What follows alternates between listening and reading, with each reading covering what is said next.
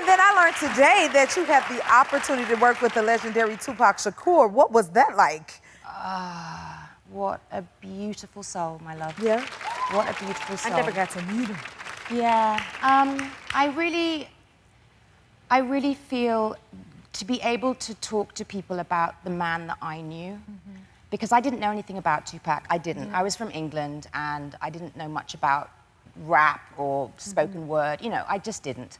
And I arrived on set, and I'd done my research, and I'd seen him in movies. Like, I was like, what a great actor this guy is, you know, Juice and whatever.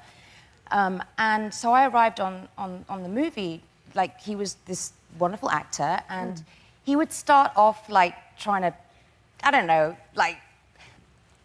the way he perceived women, but I was just really like, hey, how you doing?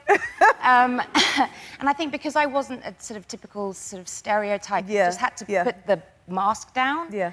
And I remember, like, I would go in his trailer and hang out and tease him about his tattoos. Because I just didn't have any clue. And I'm like, what is that? Like, apparently it was a crucifix. And I'm like, it looks like a penis and balls. And, like, to Tupac, like, seriously.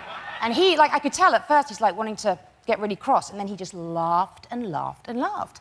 And also just being in his presence and seeing the kind of person he was at such a young age. You got to know the person. Like 25 years old, and he would talk to his assistant about, okay, so we need to, you know, drop my cousin's allowance this month because she's back on drugs, so we really need to just make sure that, you know, she's not getting the money because she's going to use, and let's give more to Auntie so-and-so. And, like, every month he was looking after his family. And he's 25 years old. Wow. And I would just look at him and be like, geez, you've got so much responsibility, man. Yeah. You're looking after a whole extended family. Wow. And that's just not what people thought of him as. That's not how and the he world was perceived a him. beautiful, beautiful, caring poet. Wow. Not just his music, but, like, in talking. And even when he spoke. Yeah, and I remember it was me, Tim Roth, and Tupac playing this trio in this movie, Gridlocked.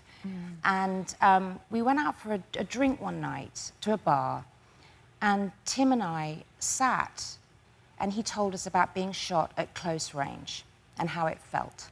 For a lift door to elevator, we call them lifts in England, sorry, for an elevator door to open, and there's a man standing there, and he shoots at you 5 times, and you are hit.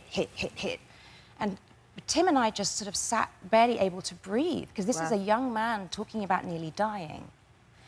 So when they said that it happened again, you know, and it was just really hard, you know. Yeah, like, I understand. Because I heard him talk about how frightened he was. So I just knew that when it happened again, he must have been so frightened. Right. And I loved him. Wow. Thank you for sharing his legacy with us. It's an honor.